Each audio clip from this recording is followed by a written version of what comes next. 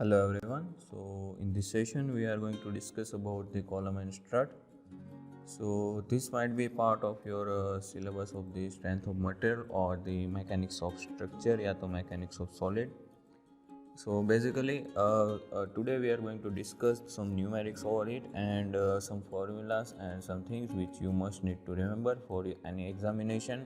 It might be your university examination or it might be your competitive examination. So this will be a detailed lecture over the topic column and strut. So stay connected and before starting the session, I request you all to subscribe the channel so that you never miss any update. So let's get started. So basically सबसे पहले तो मतलब column and strut होता क्या है? तो basically both the things are the compression member, या तो दोनों चीज़ें मतलब ऐसी है, दोनों मेंबर स्ट्रक्चरल मेंबर ऐसे है जो मतलब कंप्रेसिव लोड अपने ऊपर लेते हैं. Okay, so the member both the members are always under the compressive load. तो ये चीज़ आपको मतलब याद रखनी है. आपको कॉलम पूछे या तो स्ट्रट पूछे, दोनों की डिजाइनिंग पूछे, कुछ भी पूछे, you must need to remember that both are in the compressive load या तो both are under the compressive load. तो कॉलम और स्ट्रट में डिफरेंट क्या होता है वो चीज़ मतलब देख लेते हैं कि तो फिर मतलब कॉलम किसे कहते हैं. Let me change the colour. तो बेसिकली कॉलम किसे कहते हैं या तो फिर मतलब स्ट्रट किसे कहते हैं. तो इफ सपोज अगर कोई भी आपके पास स्ट्रक्चरल मेंबर है which is vertical and both of its ends are fix rigidly while subject into axial compression, then it is known as the column. Okay, इसमें क्या होगा तो कि मतलब कंप्रेसिव लोड तो लगेगा, बट क्या होगा तो कि मेंबर जो है, योर मेंबर इज वर्टिकल. बराबर, आपका जो मेंबर रहेगा वो क्या रहेगा, वर्टिकल रहेगा, और दोनों ओर से मतलब कैसा रहेगा, फिक्स्ड एट बोथ एंड. जब भी मतलब लोड लग रहा है तब तो उसको बोलेंगे कॉलम. स्ट्रट किसे कहेंगे तो कि इसके अलावा जो भी मतलब मेंबर है which is not the vertical one, vertical नहीं है, ओके, उसको मतलब कहेंगे स्ट्रट. उसके अंदर क्या हो सकता है तो कि वन या तो दोनों एंड कैसा हो सकता है, हिंज या तो पिन सपोर्टेड हो सकता है, तो उसको हम लोग बोलते हैं स्ट्रट. ओके, सो यहाँ पर क्या आ जाएगा तो कि मेंबर कैसा होगा, member is not vertical. Okay, member कैसा होगा, नॉट वर्टिकल. और यहाँ पर जो सपोर्ट रहेंगे वो कैसे रहेंगे, वन या तो फिर मतलब दोनों. बराबर, कैसे रहेंगे, हिंज रहेंगे या तो फिर मतलब हिंज रहेंगे या तो फिर मतलब पिन सपोर्टेड रहेंगे. ओके, तो उसको बोलेंगे हम लोग स्ट्रट. अब यहाँ पर एक और चीज़ आप लोगों को ध्यान में रखनी है. एक कॉन्सेप्ट आता है that is known as the short column, और एक कॉन्सेप्ट आता है लॉन्ग कॉलम का. ओके, तो ये जो चैप्टर है वो उसी के बेसिस पे चलता है, शॉर्ट कॉलम है कि लॉन्ग कॉलम. तो बेसिकली क्या होता है शॉर्ट कॉलम या लॉन्ग कॉलम, तो कि आपका जो मतलब कॉलम रहता है उसमें रेशियो लेते हैं किसका, तो कि इफेक्टिव लेंथ का लीस्ट लेटरल डायमेंशन से. ओके, तो रेशियो लेते हैं किसका, तो कि इफेक्टिव लेंथ का किसके साथ, तो कि लीस्ट लेटरल डायमेंशन के साथ. लीस्ट लेटरल डायमेंशन, बराबर. इसका जो रेशियो उसकी वैल्यू के बेस पे हम लोग डिफाइन करते हैं, ये रेशियो के बेस पे कि कॉलम अपना कैसा है, शॉर्ट है कि लॉन्ग है. अगर ये रेशियो की वैल्यू कैसी है तो कि ये रेशियो की वैल्यू लेस देन 12 आती है. अगर लेस देन 12 आती है तो क्या है, तो कि अपना जो कॉलम है वो शॉर्ट कॉलम है.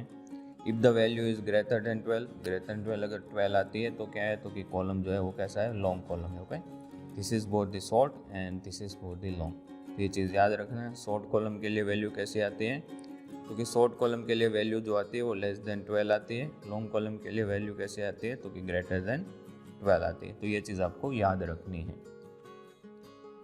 अब इसी के बेसिस पे मतलब डिफाइन होता है शॉर्ट कॉलम और लॉन्ग कॉलम के बेसिस पे कि आपका जो मतलब कॉलम है वो फेल कैसे होगा. Okay, so failure of column की अगर बात करें तो अपने लिए मतलब सबसे ज़्यादा इम्पोर्टेंट है एज अ सिविल इंजीनियर कि कोई भी कॉलम की डिज़ाइन मतलब करते हैं तो फेलियर ऑफ कॉलम की बात कर लेते हैं. एक तो रहता है मतलब डायरेक्ट कंप्रेसिव से, ये चीज़ आपको पता ही होगी. डायरेक्ट कौन सा लोड लगता है, तो कि डायरेक्ट कंप्रेसिव लोड लगता है. तो डायरेक्ट कंप्रेसिव लोड से मतलब जो फेलियर होता है. फिर दूसरा वाला फेलियर आता है ड्यू टू द बकलिंग. अब बकलिंग कब होगा, जब मतलब कॉलम बहुत ज़्यादा मतलब लंबा होगा, तो उस टाइम पे मतलब आपको बकलिंग की वजह से फेलियर दिखेगा। ओके, तो एक आता है बकलिंग स्ट्रेसेस की वजह से, और एक आता है दोनों का मतलब कॉम्बिनेशन करके, मतलब बकलिंग और कंप्रेसिव दोनों का कॉम्बिनेशन करके मतलब फेलियर होता है। फ्यू फिगर्स मैं यहाँ पर मतलब ऐड कर रहा हूँ for your reference only, so you can go through that, आप उसके थ्रू मतलब जा सकते हो और आप देख सकते हो कि कैसा मतलब कॉलम का फेलियर होता है। अब आगे बात करते हैं तो कि मतलब जो डायरेक्ट कंप्रेसिव फेलियर होता है शॉर्ट कॉलम का, जनरली मतलब ये क्या होता है, तो कि जो अपने पास मतलब शॉर्ट कॉलम रहते हैं, वो शॉर्ट मतलब कॉलम्स जितने मतलब रहते हैं कॉलम्स, उनका मतलब फेलियर होता है डायरेक्ट कंप्रेसिव। तो डायरेक्ट कंप्रेसिव होता क्या है, तो कि आप लोगों को मतलब पता है स्ट्रेस इज इक्वल टू क्या हो जाता है, लोड डिवाइड बाई एरिया। तो जो लोड डिवाइड बाई एरिया वाला कॉन्सेप्ट है, उसी के बेसिस पे हम लोग फेलियर स्ट्रेस पता लगाते हैं कि जो लोड पे मतलब अपना कॉलम फेल होगा, उसी को हम लोग बोलेंगे अपना फेलियर स्ट्रेस। हो गए। सिमिलरली लॉन्ग कॉलम जो रहता है वो किससे फेल होता है, तो कि जो भी अपने पास मतलब लॉन्ग कॉलम है वो फेल होगा बकलिंग की वजह से। तो उसके लिए क्या है, तो कि उसके लिए अलग अलग थियरीज दी गई हैं, और एक चीज़ मतलब आपको याद रखनी है, थियरीज के बारे में हम लोग आगे सेशन में पढ़ते हैं। एक चीज़ जो मतलब बहुत ज़्यादा इंपॉर्टेंट है, मैं यहाँ पर मतलब नोट करके लिख रहा हूँ, जो आपको याद रखनी है बाय डिफ़ॉल्ट, कि आपका जो बकलिंग लोड रहता है, योर बकलिंग लोड, वो कैसा रहता है, it is always less than your crushing load. Crushing load मतलब कि जो मतलब लोड पे आपका क्रशिंग फेलियर होगा या तो फिर कंप्रेसिव फेलियर होगा वो। ओके, तो दोनों का मतलब एक रिलेशन है, ये रिलेशन आपको याद रखना है कि आपका जो बकलिंग लोड रहता है वो ऑलवेज कैसा रहता है, तो कि आपके क्रशिंग लोड से कम रहता है। अब बात करते हैं कुछ मतलब थियरीज की, जिसके बेसिस पे मतलब हम लोग अलग अलग लोडिंग, या तो बकलिंग लोड या तो क्रशिंग लोड या तो फेलियर लोड वगैरह वगैरह चीज़ें फाइंड आउट कर सकते हैं। इसके लिए मतलब मेनली अगर देखा जाए तो अपने पास कुछ थियरीज हैं, कुछ इंडियन स्टैंडर्ड्स थियरी भी हैं, बट जनरली आपको एग्जामिनेशन के अंदर जो पूछा जाता है वो यूलर्स थियरी के बारे में पूछा जाता है।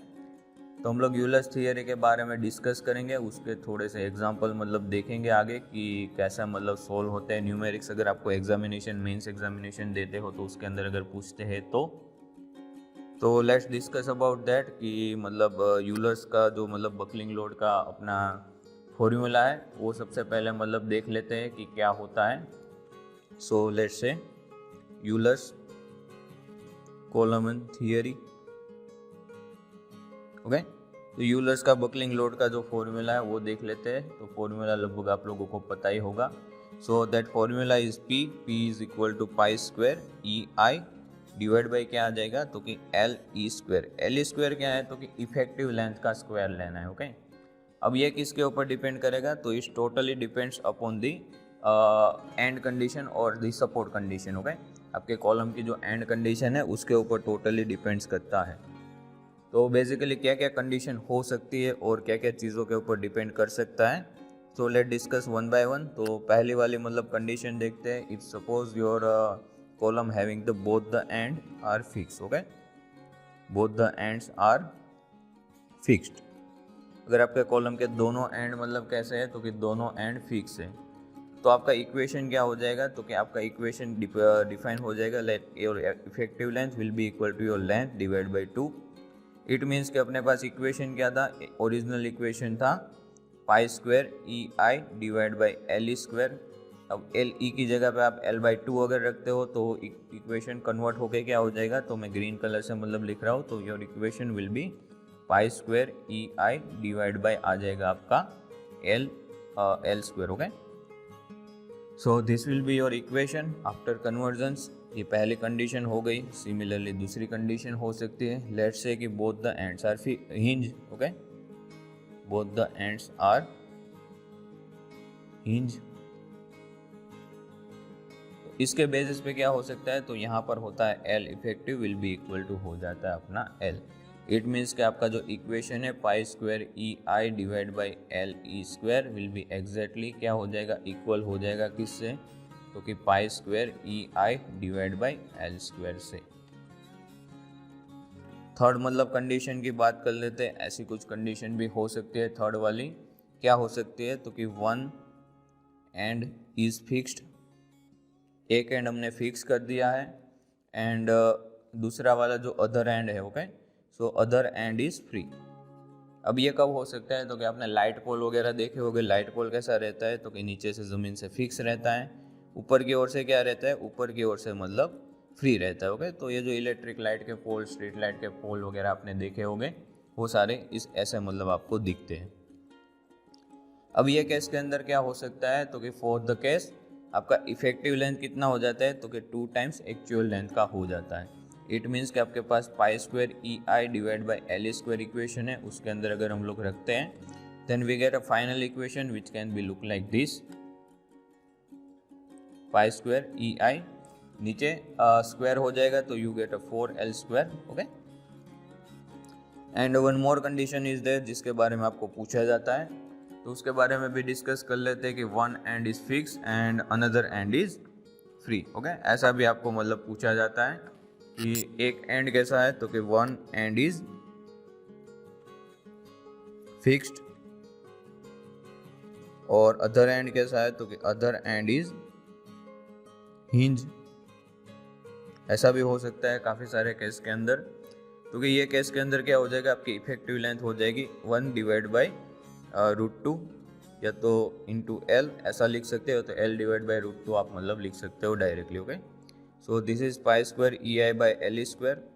इसकी जगह पे मतलब क्या आ जाएगा, इसकी जगह पे आप मतलब देखोगे तो यहाँ पर आ जाएगा आपका एल बाई मतलब जो √2 है वो ऊपर की ओर चला जाएगा तो 2 टाइम्स आ जाएगा, यहाँ पर आ जाएगा pi square E I divide by L square, okay. तो इसी के बेसिस पे आपको मतलब 4 कंडीशन याद रखनी है। ये 4 कंडीशन के बेसिस पे आपके सारे सम मतलब होते हैं।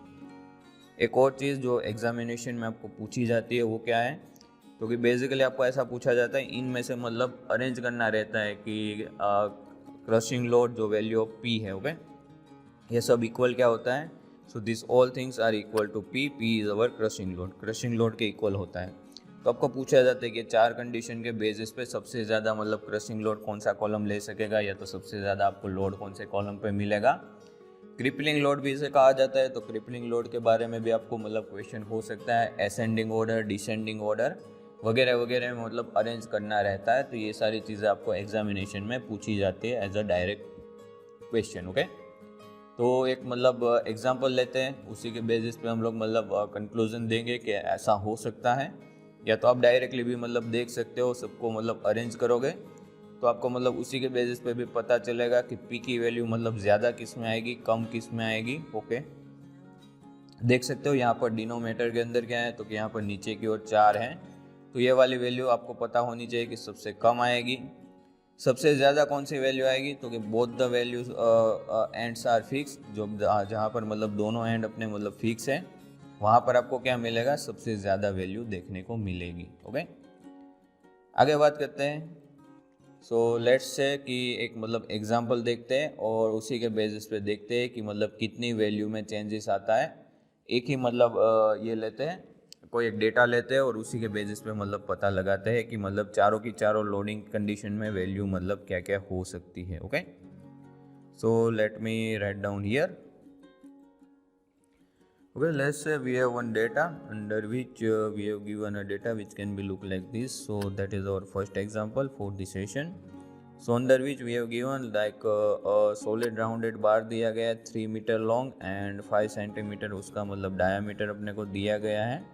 And we need to find out for the first condition, पहली कंडीशन है, दूसरी कंडीशन अपने को दी गई है, then third condition is also given and the fourth condition is also given, मतलब कि चारों कंडीशन अपने को दी गई है। उसके लिए अपने को crippling load value of P पता लगानी है चारों कंडीशन के लिए। We need to assume the value of E as look like this, okay.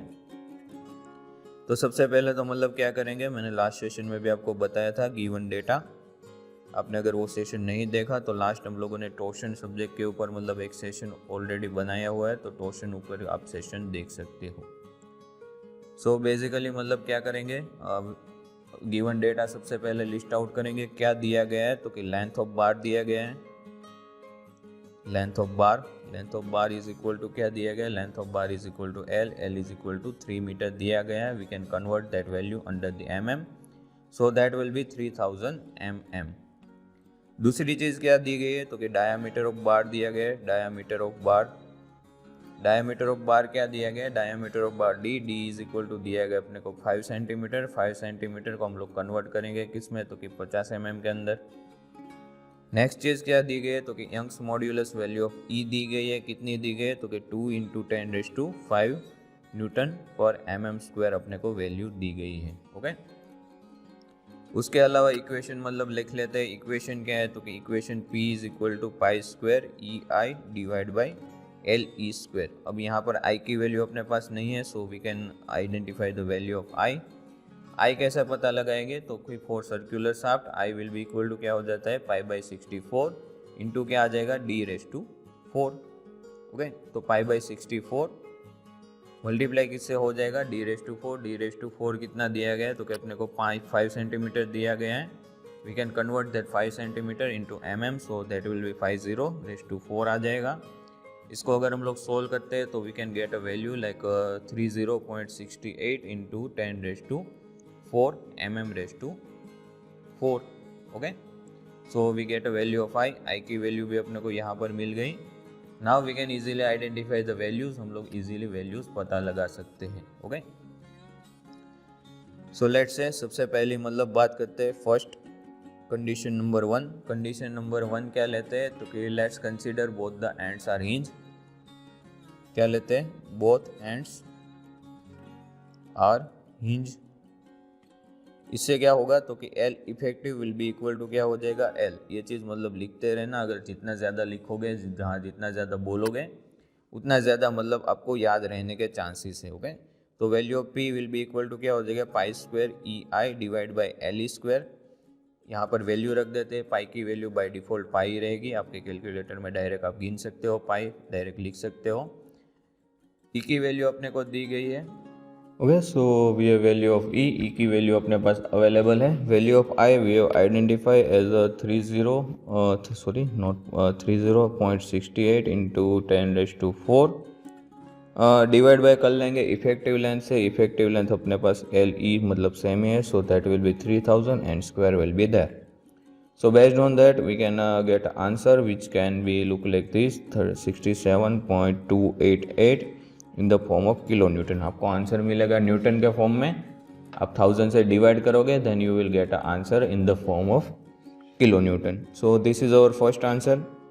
Second condition की हम लोग बात कर लेते हैं, condition number 2। So second condition क्या थी, तो कि लेट्स से कि one and is fix and another and is free. So one end is fixed and other end is free। So basically ये क्या हो जाएगा, तो कि based on that we have equation that is P is equal to π² EI divide by LE²। अपने को matter किससे करना है, तो कि matter we need with the help of this LE²। Okay, तो LE क्या हो जाएगा, तो कि basically we know that L effective for this time L effective will be equal to 2 times L। तो ये वैल्यू यहाँ पर मतलब हम लोग रख देंगे L इफेक्टिव की। तो इसी के बेसिस पे अपने को आंसर देखने को मिलेगा। क्या आंसर मिलेगा, तो कि ऊपर का तो सारा मिलेगा π² into 2 into 10⁵ into 30.68 into 10⁴ divide के अंदर क्या आ जाएगा, तो कि 2 टाइम्स 2 का स्क्वायर आ जाएगा, मल्टीप्लिकेशन के अंदर 3000 का स्क्वायर। इसको अगर हम लोग सोल्व करते हैं then we get answer which can be look like this 16.822 in the form of kilo newton. फिर सिमिलरली अगर मतलब नेक्स्ट की अगर बात करते हैं, मैं पहला एग्जांपल पूरी डिटेल में करवा रहा हूँ, आगे के एग्जांपल हम लोग शॉर्ट में मतलब देखेंगे। ओके, नेक्स्ट की बात कर रहे हैं, जब both the ends are fix, both ends are fixed, तो कि इस टाइम पे क्या हो जाएगा, इस टाइम पे मतलब होगा आपका L इफेक्टिव विल बी हो जाएगा L/2। अब L/2 हो गया, इट मीन्स कि क्या हो जाएगा, तो कि आपको यहाँ पर मल्टीप्लिकेशन में P इज इक्वल टू क्या है, तो कि π² EI डिवाइड बाई LE² है। अब यहाँ पर क्या हो जाएगा, इज इक्वल टू करके ऊपर की वैल्यू तो आपके सारे के सारे सेम हो जाएगी, नीचे से जो 2 है उसका स्क्वायर होकर 4 मल्टीप्लिकेशन में आ जाएगा π² इंटू ई क्या है, तो कि 2 इंटू 10⁵ इंटू आई क्या है तो कि 30.68 इंटू 10⁴। डिवाइड के अंदर क्या आ जाएगा, डिवाइड के अंदर आपका आ जाएगा 3000 का स्क्वायर। मैंने ये जो मतलब 2 है डिवाइड बाई 2 वाला ऊपर ले लिया है, ये चीज़ याद रखना। इसी को अगर हम लोग सॉल्व करते हैं तो अपने को क्या मिलेगा, आंसर क्या मिल सकता है answer. So answer will be equal to 269 point के अंदर आ जाएगा 152 kilo newton. That will be our answer. ये क्या हो जाएगा, अपना आंसर हो जाएगा for such kind of example. Next बात कर लेते हैं इन द फोर्थ टाइप क्या हो जाएगा तो कि जब मतलब क्या बाकी रहा तो कि one and is fix and another is hinge, ऐसा बाकी रहा। One and is fixed and other is hinge, ये बाकी रहा। ओके, इसके लिए भी मतलब इक्वेशन लिख देते हैं। P इज इक्वल टू क्या आ जाएगा, pi square E I divide by L square is exactly equal to मतलब क्या हो जाएगा, इज एग्जैक्टली इक्वल टू हो जाएगा 2 इंटू क्या आ जाएगा पाई स्क्वायर इंटू में आ जाएगा 2 इंटू 10⁵ इंटू में क्या आ जाएगा, इंटू में आ जाएगा 30.68 इंटू क्या आ जाएगा 10⁴। डिवाइड के अंदर क्या आ जाएगा, डिवाइड के अंदर आ जाएगा 3000 का स्क्वायर बराबर। तो ये क्या हो जाएगा, this will be what we can get, we get 134 point के अंदर आ जाएगा 576 किलो न्यूटन। अब चारों आंसर को एक बार देख लो, मैं जूम आउट कर रहा हूँ, शायद आपकी स्क्रीन के ऊपर दिख रहा होगा। आई विश थोड़ी सी क्वालिटी आप इम्प्रूव कर सकते हो वीडियो की। तो आपको मतलब पहला आंसर मतलब मिल रहा है यहाँ पर, you get your first answer here, you get your second answer here, you get your third answer here and you get your fourth answer here. Okay, अब इसी के बेसिस पे आप क्या कर सकते हो तो कि कंपैरिजन करो कि कौन से में मतलब ज़्यादा लग रहा है लोड, कौन से में कम लग रहा है, और उसी के बेसिस पे आप मतलब पता लगा सकते हो कि मतलब कौन सा मतलब लोड ज़्यादा आता है, कौन सा लोड कम आता है, उसको असेंडिंग डिसेंडिंग में मतलब ऑर्डर में कर सकते हो। ओके, आगे बात करते हैं, लेट मी जूम अगेन। सो एक कॉन्सेप्ट एक और आपको मतलब यहाँ पर अब समझना पड़ेगा, that concept is known as the slenderness ratio. इसके डेफिनेशन वगैरह आप मतलब देख सकते हो, you can identify the definition and all the things over the internet also, it will be helpful to you. आपको मतलब ये चीज़ मतलब हेल्पफुल रहेगी सारी की सारी जगह पे। Okay, so let me write down slenderness ratio.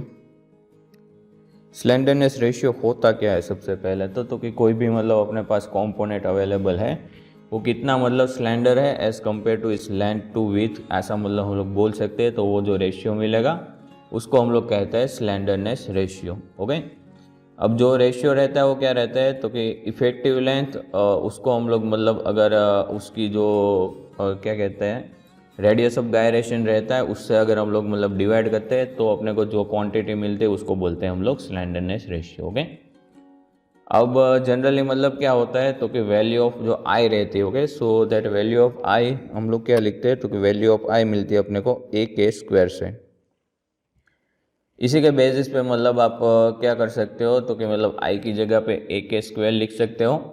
Okay, तो अपने पास इक्वेशन क्या है तो कि इक्वेशन है पी इज इक्वल टू क्या है तो कि पाई square E I divide by L E square. Okay, तो इसके अंदर हम लोग क्या करेंगे तो कि पाई स्क्वायर ई ब्रैकेट के अंदर लेते हैं ए और के, इसका मतलब क्या आ जाएगा स्क्वायर, डिवाइड के अंदर क्या आ जाएगा एल इफेक्टिव का स्क्वायर। तो इसको हम लोग ऐसे भी लिख सकते हैं पाई square E into area, divide के अंदर क्या आ जाएगा तो कि एल इफेक्टिव डिवाइड बाई के पूरा का पूरा स्क्वायर। तो ये जो मतलब क्वांटिटी अपने को यहाँ पर देखने को मिल रही है, this quantity is known as the slenderness ratio. मैं लिख रहा हूँ, this quantity is known as the slenderness ratio बराबर। अब ये स्लेंडरनेस रेशियो इंट्रोड्यूस क्यों हुआ तो कि जब भी हम लोग मतलब क्रिपलिंग लोड वगैरह मतलब लिखते हैं तो उस टाइम पे हम लोग जो स्लेंडरनेस रेशियो रहते हैं वो एल ई बाई के वो उतना मतलब लार्ज रहते हैं कि अपना जो कॉलम है वो मतलब ओनली बेंडिंग के अंदर मतलब फेल हो, और जो इफेक्टिव स्ट्रेसेस रहते हैं पी बाई ए वो मतलब नेग्लेजिबल हो। ओके, तो इसीलिए हम लोग स्लेंडरनेस रेशियो वाला कॉन्सेप्ट मतलब यूज़ करते हैं तो जब भी आप मतलब डिज़ाइनिंग करते हो उस टाइम पे इसका इस्तेमाल होगा, बाकी जनरली मतलब इस्तेमाल कहीं पर आपको देखने को नहीं मिलेगा। ओके, एक एग्जांपल देखते हैं so that we can do much more ahead. Okay, so let's say we have some data which can be look like this. कुछ ऐसा डेटा है जहाँ पर क्या कहा गया है, वहाँ पर कहा गया है एक होलो अलॉय ट्यूब दी गई है, 4 मीटर मतलब लॉन्ग दी गई है, and external and internal diameter are the 40 mm and 25 mm respectively. ये मतलब ट्यूब क्या हो रही है, तो कि it is extended 4.8 mm under a tensile load. Tensile load के अंदर एक्सटेंड हो रही है कहाँ तक, मतलब 60 किलो न्यूटन तक। Okay, and we need to find the buckling load for the tube with both the ends are pin. दोनों एंड मतलब पिन है, इट मीन्स कि हिंज सपोर्ट दिया गया है। And also need to find out the safe load. Safe load पता लगाना है फॉर द ट्यूब। सेप्टर ऑफ फैक्टर कंसिडर करना है 5। Okay, so this data is given from the basis of the data we can write down the given data. हम लोग given data लिख लेते हैं। तो कि गिवन डेटा के अंदर अपने को क्या क्या चीज़ें दी गई, तो कि लेंथ दी गई, कितनी दी गई, 4 मीटर। We can convert that into the mm, that will be 4000 mm, 4000 mm हो जाएगा। एक्सटर्नल डायमीटर को मैं कह रहा हूँ capital D, so that is the 40 mm, वो जाएगा 40 mm। इंटरनल डायमीटर है, इंटरनल डायमीटर को मैं कह रहा हूँ स्मॉल डी, तो वो हो जाएगा अपना 25 mm। इसके अलावा अपने को दिया गया क्या, डिफ्लेक्शन दिया गया, elongation delta L. Delta L की वैल्यू क्या हो जाएगी 4.8 mm। इसके बाद क्या कहा गया है, तो कि टेंसाइल लोड अपने को दिया गया है, दैट इज पी। पी मतलब लिख रहा हूँ कितना दिया गया है, तो कि 60 किलो न्यूटन ब्रैकेट के अंदर टेंशन के अंदर दिया गया है, तो मैं वहाँ पर वो लिख रहा हूँ। इसको हम लोग कन्वर्ट कर देते हैं 60 इंटू 10⁻³ किस में कन्वर्ट हो जाएगा, ये हो जाएगा न्यूटन के अंदर और रहेगा तो tensile he. Okay, factor of safety FOS मतलब लिख रहा हूँ, फैक्टर ऑफ सेफ्टी कितनी दी गई है 5। फैक्टर ऑफ सेफ्टी क्या होती है, तो कि आप जब भी मतलब कोई भी चीज़ डिज़ाइन करते हो तो उसके ऊपर आप कुछ ना कुछ सेफ्टी मतलब यूज़ करते हो। So that value of safety use for that particular designing is known as the factor of safety. Depends upon the designer कितनी मतलब लेनी है, या तो प्री डिफाइंड मतलब डेटा रहता है अपने पास based on the Indian standards. Okay, अब इसी के बेसिस पे अपने को पता क्या लगाना है, we need to find out the safe load. Safe load पता लगाना है और बकलिंग लोड पता लगाना है for the column when both the ends are hinge, या तो फिर मतलब पिन जॉइंटेड हो तब। तो यहाँ पर मतलब अपने पास इक्वेशन क्या है, equation like P is equal to pi square EI divide by LE square. But issue क्या है, value of E is not given. Okay, E की वैल्यू अपने पास यहाँ पर नहीं है, it is the question mark. E की वैल्यू कहाँ से ढूंढ सकते हैं, तो basically for find out the value of E we have few option. अपने पास कुछ ऑप्शन है, वो ऑप्शन के बेसिस पे हम लोग ई की वैल्यू ढूंढ सकते हैं। या तो फिर मतलब हम लोग कैसा पता लगा सकते हैं, तो कि we know that E is equal to क्या होता है, ई इज इक्वल टू क्या होता है, E is equal to stress divide by हो जाता है स्ट्रेन, बराबर। Stress divide by strain, strain की वैल्यू दी गई है, नहीं इलोंगेशन अपने को दिया गया, तो उसके बेसिस पे हम लोग स्ट्रेन पता लगा सकते हैं। स्ट्रेन इज इक्वल टू क्या हो जाता है, स्ट्रेन इज इक्वल टू हो जाता है delta L divide by L. तो डेल्टा एल अपने को दिया गया 4.8 mm, लेंथ की वैल्यू दी गई कितनी, तो कि 4000। ओके, तो ये अपने को वैल्यू मिल जाएगी यहाँ से। अब स्ट्रेस क्या होती है, तो कि स्ट्रेस इज इक्वल टू अपने को मिलेगा, stress is equal to load divide by क्या हो जाएगा एरिया। लोड कितना दिया गया है, तो कि 60 इंटू 10⁻³। एरिया कितना दिया गया है, तो कि we have the hollow tube. अपने पास क्या है, तो कि हॉलो ट्यूब अवेलेबल है, तो उसका एरिया क्या हो जाएगा, तो कि π/4 ब्रैकेट के अंदर कैपिटल डी का स्क्वायर माइनस स्मॉल डी का स्क्वायर। इसको अगर हम लोग सोल्व करते हैं then we get a value of area, और उसी के बेसिस पे अपने को स्ट्रेस और ई की वैल्यू मिल जाएगी। Okay, so based on this we can get a value of E की वैल्यू मिल जाएगी, कितनी मिलेगी, तो कि मैं 60 इंटू 10⁻³ डायरेक्टली रख रहा हूँ। नीचे की ओर मैंने एरिया अलग से गिना हुआ है 765.8, और स्ट्रेस और स्ट्रेन की वैल्यू मैंने गिनी है 0.0012। ओके, तो इसी के बेसिस पे ई की वैल्यू मुझे मिल रही है 65290 न्यूटन पर mm square.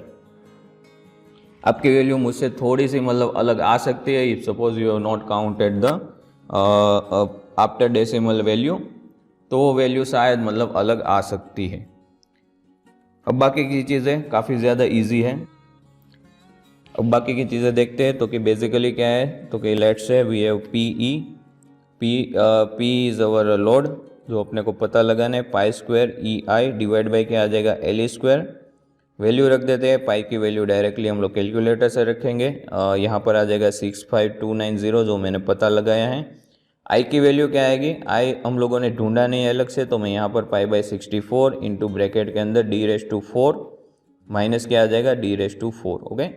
Capital D small D already हम लोगों ने डिफाइन किया हुआ है कि वैल्यू क्या दी गई है। आप चाहो तो अलग से भी ढूंढ सकते हो, तो अलग से ढूंढोगे तो भी आपको मतलब वैल्यू इजीली मिल जाएगी। यहाँ पर हिंज सपोर्ट है तो L effective will be equal to क्या हो जाएगा, यहाँ पर अपने पास L effective will be equal to हो जाएगा L.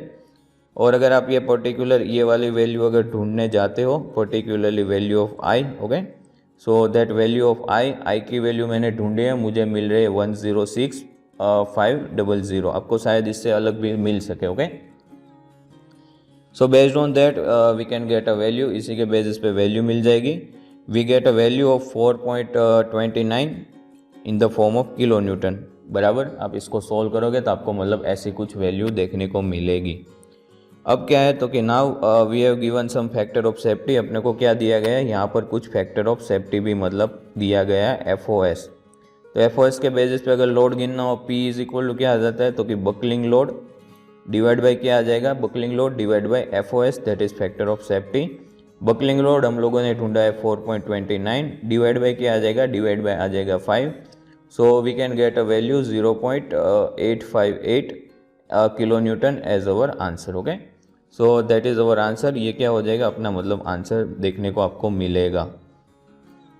So for the example it is our answers. कुछ ऐसे आप मतलब पता लगा सकते हो when it is given for the factor of safety, जब भी फैक्टर ऑफ सेफ्टी के बारे में कहा गया हो तब। ओके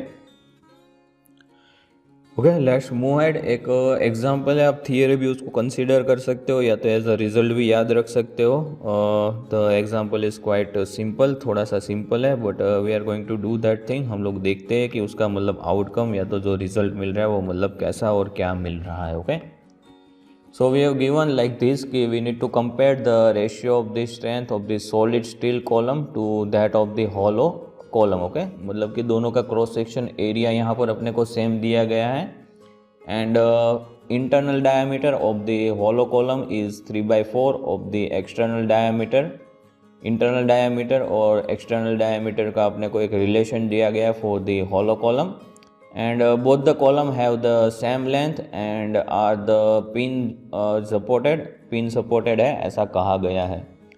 ऊपर से अगर इसको मतलब मैं कंपेयर करूँ तो यहाँ पर मतलब अपने को लेंथ दी गई है जो सेम है, सपोर्ट कंडीशन दी गई है जो भी मतलब अपने को सेम दी गई है।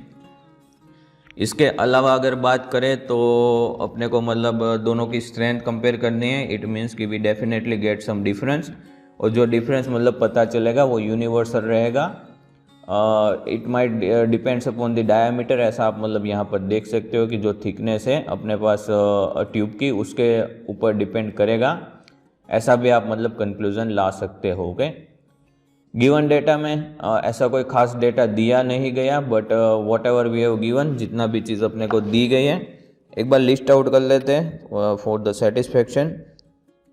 सो गिवन डेटा मतलब लिख लेते हैं, और कुछ चीज़ें जो अपने को अज्यूम करनी पड़ेगी वो सारी चीज़ें भी अज्यूम कर लेते हैं साथ में। ओके, लेट्स से कि AS is area of steel. AS क्या है, area of steel, and AH क्या है, तो कि area of hollow tube. Okay, तो ये क्या है, AS is the solid steel का मतलब एरिया है, AH क्या है, तो कि होलो स्टील का एरिया है, ऐसा हम लोग अज्यूम कर लेते हैं।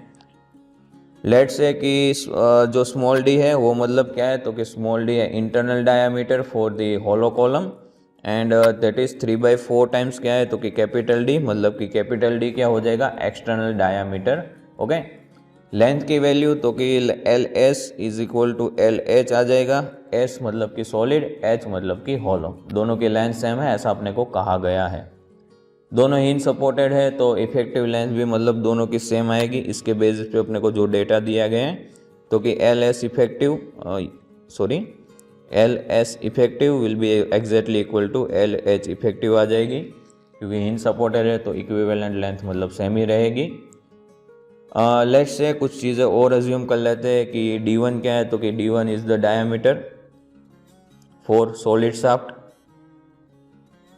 सॉलिड कॉलम ऐसा मतलब बोलते हैं, सॉलिड कॉलम का मतलब अपने पास जो डायमीटर है उसको लेते हैं। अब डायमीटर चेंज है मतलब कि के की वैल्यू अपने को चेंज हो जाएगी, तो कि के एच क्या है, तो कि radius of gyration, radius of gyration for hollow shaft, hollow shaft column, या तो फिर सिर्फ मतलब हम लोग होलो कॉलम ही लिखते हैं। ओके, फिर के एस क्या है, तो कि के एस अपने को दी गई radius of gyration for the solid column. Okay, solid column. तो बेसिकली कुछ ऐसा मतलब डेटा अपने पास अवेलेबल है, इसी के बेसिस पे अपने को आगे का कैलकुलेशन करना है। अब यहाँ पर मतलब देखते हैं तो कि मतलब क्या हो जाएगा, तो कि वी नो दैट अपने पास इक्वेशन क्या है, तो कि अपने पास इक्वेशन है P S for the solid, solid for pi square E I divide by क्या आ जाएगा, तो कि एल एच स्क्वायर। इसी में अगर सारी वैल्यू लिखते हैं तो कि पाई स्क्वायर रहेगा, ई रहेगा, आई की वैल्यू क्या हो जाएगी, तो कि आई की वैल्यू हो जाएगी A S area of solid shaft into के एस स्क्वायर। डिवाइड के अंदर बात करें तो क्या हो जाएगा, तो कि एल स्क्वायर हो जाएगा। ओके, एल क्यों हो जाएगा, लेट्स से कि let's assume this all things are the L, सारी की सारी चीज़ें सेम है तो उसको एल अज्यूम कर लेते हैं। सिमिलरली पी एच मतलब कि होलो, होलो की बात करें तो पाई square E I divide by क्या हो जाएगा, तो कि एल एच, या तो आप मतलब यहाँ पर यहाँ पर मतलब लिख देते एल एच स्क्वायर, यहाँ पर लिख देते एल एच स्क्वायर। ओके, कोई इशू नहीं है क्योंकि दोनों चीज़ों के अंदर इफेक्टिव लेंथ सेम ही है तो उसका तो कोई इशू नहीं है। पाई स्क्वायर ई मतलब सेम ही रहेगा। ए एच आ जाएगा यहाँ पर आ जाएगा के एच और इसका स्क्वायर। डिवाइड के अंदर अगर बात की जाए तो अपने पास मिलेगा L square. Okay, so this kind of data which we can get. दोनों का मतलब रेशियो लेते हैं, सो जो कॉमन चीज़ है वो सारी की सारी निकल जाएगी, क्योंकि अल्टीमेटली अपने को क्या चाहिए, अपने को चाहिए यहाँ पर दोनों के बेसिस पे मतलब पी एच डिवाइड बाय अगर पी एच लेते तो ही हम लोग स्ट्रेंथ को कंपेयर कर पाएंगे होलो और सर्कुलर की। तो दोनों का अगर हम लोग रेशियो लेते हैं तो आप मतलब देख सकते हो कितनी चीज़ें निकल जाएगी। So this two things are common, ये दोनों चीज़ें क्या है, तो कि दोनों चीज़ें कॉमन हैं। ये वाली चीज़ भी अपने को क्या दी गई, ये वाली चीज़ भी अपने को सेम दी गई है। एरिया भी ऐसा कहा गया है कि सॉलिड का और होलो का दोनों का एरिया भी मतलब सेम है। इट मीन्स कि व्हाट वी कैन गेट के एच डिवाइड बाई के एस, इसका मतलब क्या मिलेगा, स्क्वायर। तो ये अपने को यहाँ पर देखने को मिलेगा।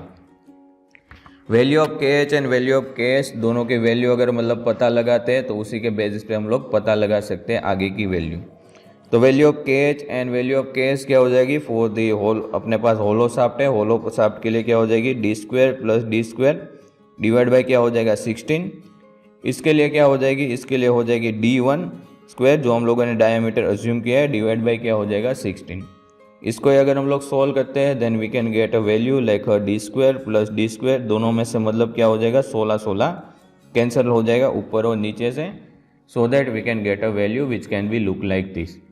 अब यहाँ पर हम लोग स्मॉल डी की वैल्यू भी रख सकते हैं, तो यहाँ पर क्या आ जाएगा डी स्क्वायर प्लस के अंदर आ जाएगा 3/4 ऑफ डी, उसका मतलब क्या हो जाएगा स्क्वायर, डिवाइड के अंदर क्या आ जाएगा, तो कि D1 स्क्वायर। ओके, इसको और ज़्यादा अगर हम लोग मतलब सिंप्लीफाई करते हैं then what we can get 25 D square divide by क्या हो जाएगा, तो कि 16 into D1 square. Okay, so this will be helpful to you. यहाँ तक का मतलब रिजल्ट आप लोगों को आगे कैलकुलेशन में काम आएगा। ओके, अब क्या है, तो कि दोनों मतलब एरिया है वो इक्वल है, मान लो कि मतलब एरियाज आर इक्वल, ऐसा मतलब अपने को कहा है एरिया इक्वल है। तो कि एरिया अगर इक्वल है तो area of the solid is equal to क्या हो जाएगा, एरिया ऑफ द होलो।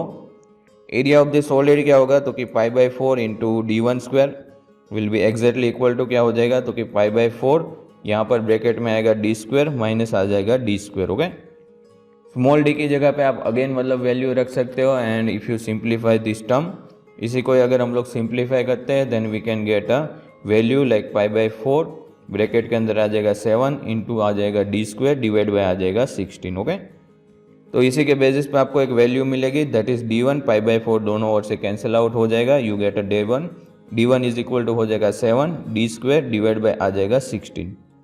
तो ऐसी मतलब आपको एक वैल्यू रिलेशन के बेस पे मिलेगी। ये वैल्यू आप मतलब ऊपर वाले रिलेशन के अंदर रख दोगे, ये वाले रिलेशन के अंदर। If suppose you put this value under this relation, that is the ratio, then you can get a PH divide by PS. PH divide by PS is equal to मिलेगा 25।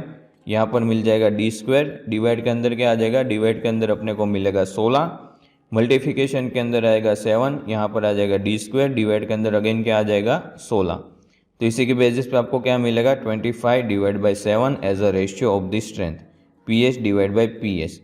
इसी को आप मतलब ऐसा भी लिख सकते हो कि जो होलो शाफ्ट है वो मतलब कैसा है, तो कि 25 डिवाइड बाई 7 टाइम्स जो मतलब सॉलिड शाफ्ट है उससे ज़्यादा मतलब आपको आंसर ज़्यादा मतलब ये मिलेगा स्ट्रेंथ के फॉर्म में। Okay, so this is the example. या तो आप मतलब इसको एज अ रिजल्ट भी मतलब ले सकते हो। इससे आपको पता क्या चलता है, तो कि डज नॉट डिपेंड्स, ये वाली अगर चीज़ है वो मतलब एंड सपोर्ट के ऊपर डिपेंड नहीं करती। ओके, अगर दोनों के एंड सपोर्ट सेम है तो मतलब आपका कोई भी मतलब आंसर में चेंज नहीं आएगा। तो आपको अगर एग्जाम में फिक्स सपोर्ट दे या तो XYZ चीज़ दे तो उससे मतलब कोई फ़र्क नहीं पड़ेगा, बराबर।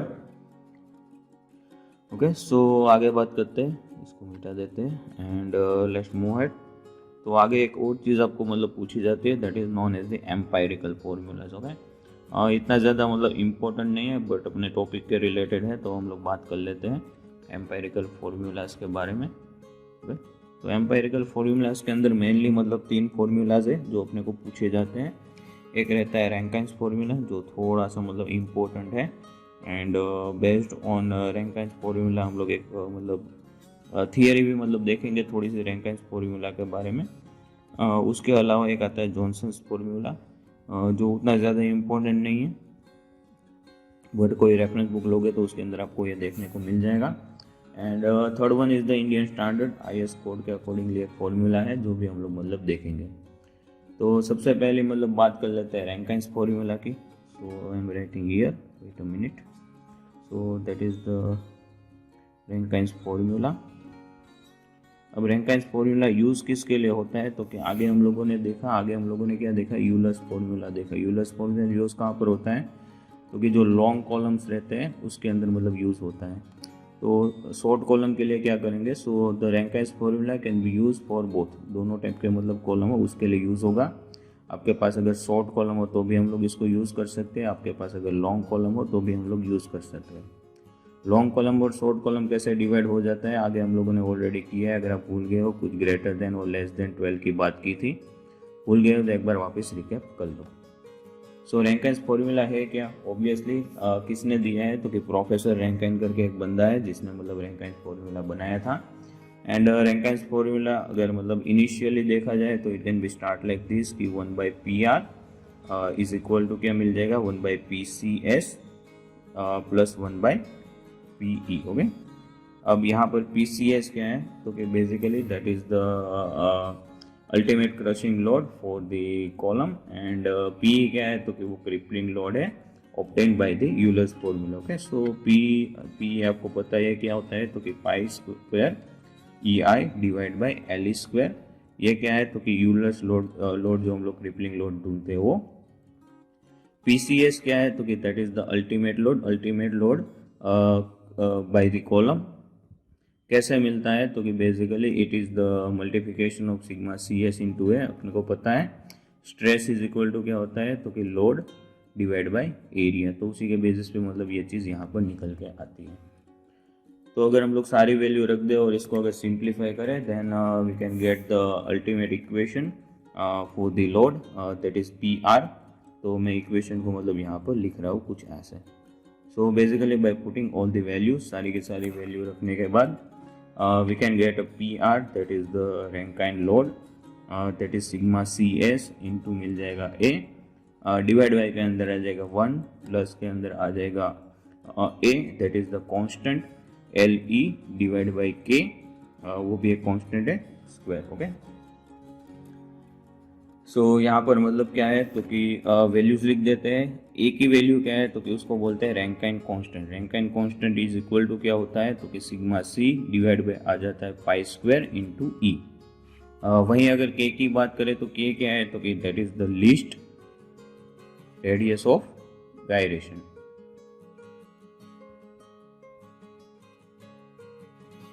ओके, तो ये मतलब अपने को देखने को मिलता है। बाकी की चीज़ें ऑलरेडी हम लोगों ने डिस्कस कर ली है। A is the area as you know, आपको पता ही होगा। अब ये फॉर्मूला मतलब लॉन्ग कॉलम और शॉर्ट कॉलम के लिए कैसे यूजफुल होता है वो समझ लो। दैट इज द कॉन्सेप्ट, बराबर, कॉन्सेप्ट समझना ज़रूरी है। अगर मान लो कि पहली बात करते हैं शॉर्ट कॉलम की, अगर अपने पास शॉर्ट कॉलम है, ओके, तो शॉर्ट कॉलम के लिए क्या हो जाएगा, तो कि जो पी की वैल्यू रहती है, वैल्यू ऑफ पी क्या होगी, तो कि वेरी हाई, बराबर।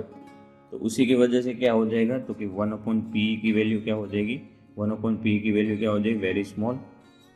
या तो आप इसको मतलब क्या कर सकते हो, नेगलेक्ट कर सकते हो, बराबर। सो दैट्स वाई जो भी मतलब अपने को आंसर मिलेगा वो मतलब 1/PR इज इक्वल टू क्या है, तो कि 1/PE प्लस 1/PCS। तो PCS की वजह से जो भी आंसर मिलेगा वो मिलेगा। इसको हम लोग मतलब नियर बाई 0 अज्यूम कर सकते हैं। तो इसी की वजह से अपने को एक करेक्ट आंसर मिलेगा और अप्रोक्सीमेटली मतलब काफ़ी इक्वल आंसर मिलेगा शॉर्ट कॉलम के लिए। वहीं अगर लॉन्ग कॉलम की बात करें, लेट्स से कि अगर अपने पास क्या है, तो कि लॉन्ग कॉलम है, तो कि अगर मतलब लॉन्ग कॉलम की बात करें तो लॉन्ग कॉलम के लिए क्या हो जाएगा, तो कि for the long column it can be look like this. So long column के लिए क्या हो जाएगा, तो कि लॉन्ग कॉलम के लिए यहाँ पर क्या होगा, तो कि लॉन्ग कॉलम के लिए अपने पास जो मतलब p की वैल्यू वो कैसी हो जाएगी, that will be very small. तो उसकी वजह से क्या होगा, तो कि 1/p की वैल्यू क्या होगी, 1/p की वैल्यू काफ़ी ज़्यादा मतलब क्या हो जाएगी, बढ़ जाएगी।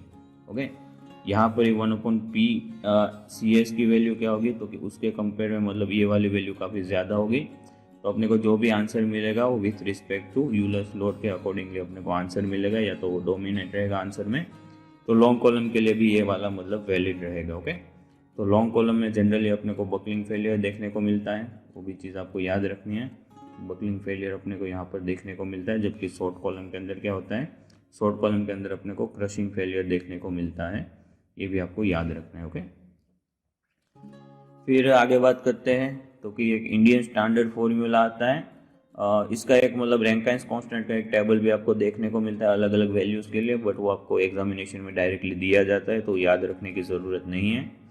इंडियन स्टैंडर्ड फॉर्मूला के आगे बात करेंगे, तो इंडियन स्टैंडर्ड फॉर्मूला अपने लिए इम्पोर्टेंट है।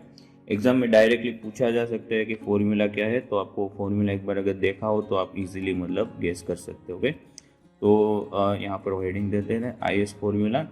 सो IS फॉर्मूला क्या है, तो कि sigma dash C. Okay, sigma dash C is equal to, या तो सिग्मा सी भी मतलब उसको बोल सकते हैं। तो basically that can be sigma y divide by आ जाता है m, और पूरे के डिवीज़न के अंदर आ जाएगा 1 प्लस 0.20 सेक, ब्रैकेट के अंदर आ जाएगा LE डिवाइड बाय आ जाएगा K, अंडर रूट के अंदर रहेगा MP डैश डिवाइड बाय आ जाएगा 4 टाइम्स E।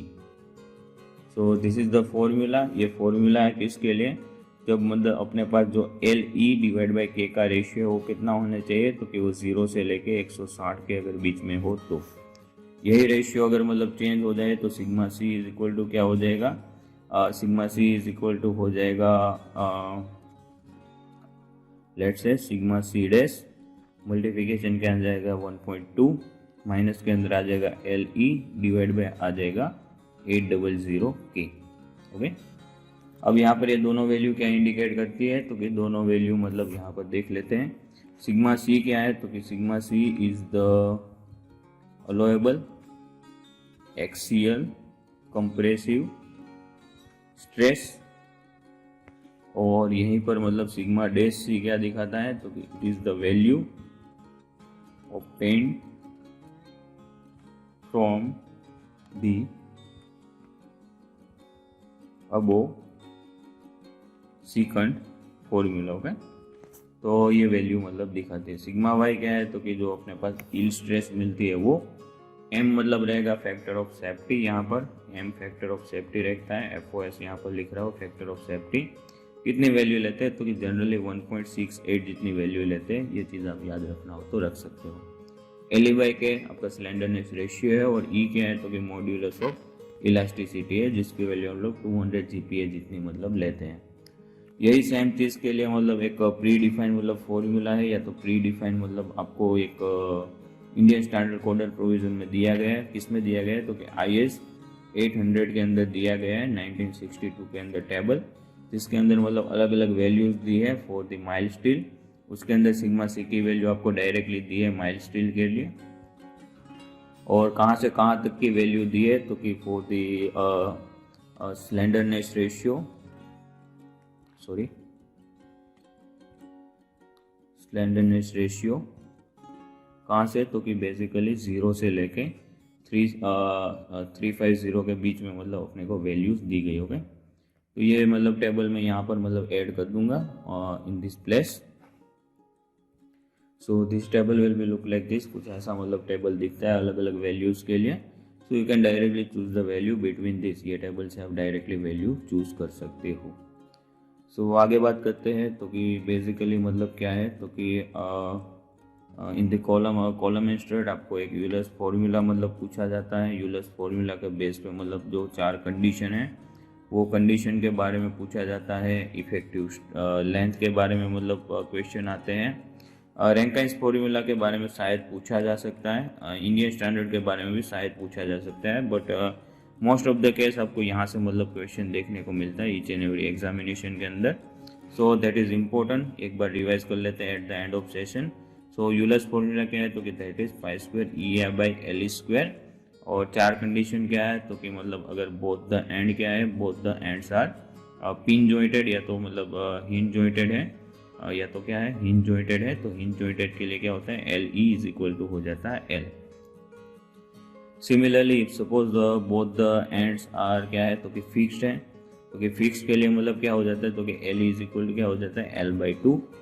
वही अगर मतलब बोथ द एंड्स क्या है, तो कि मतलब बोथ द एंड्स में से एक एंड क्या है, तो कि वन एंड इज फिक्स्ड, और दूसरा वाला क्या है, दूसरा वाला है अपने पास या तो हिंज सपोर्ट है, या तो फिर मतलब पिन सपोर्टेड है। ओके, तो वो दोनों केस के अंदर क्या हो जाएगा, तो कि L is equal to L/√2। और लास्ट वाली एक कंडीशन रहती है कि बोथ द एंड्स में से मतलब क्या है, तो कि एक एंड कैसा है, one and is fixed and other one क्या है, तो other one is the free. तो ये केस के अंदर क्या हो जाता है, तो कि L is equal to 2 times L हो जाता है। तो ये चीज़ याद रखनी है, इसी में से जनरली मतलब क्वेश्चन पूछे जाते हैं। और एक क्वेश्चन मतलब आता है कि लोड को अरेंज करने का क्वेश्चन भी पूछा जाता है, लोड अरेंजमेंट, कि मतलब कौन से मतलब केस के अंदर जो क्रिपलिंग लोड है वो ज़्यादा मिलेगा, कौन से केस के अंदर कम मिलेगा, या तो असेंडिंग या तो फिर डिसेंडिंग ऑर्डर में मतलब लगाने का क्वेश्चन मतलब आपको पूछा जा सकता है। तो इतने क्वेश्चन बनने के चांसेस है यहाँ पर कॉलम एंड स्ट्रट से। So for the session this is it. Thank you for the watching and please share with your friends. Thank you again.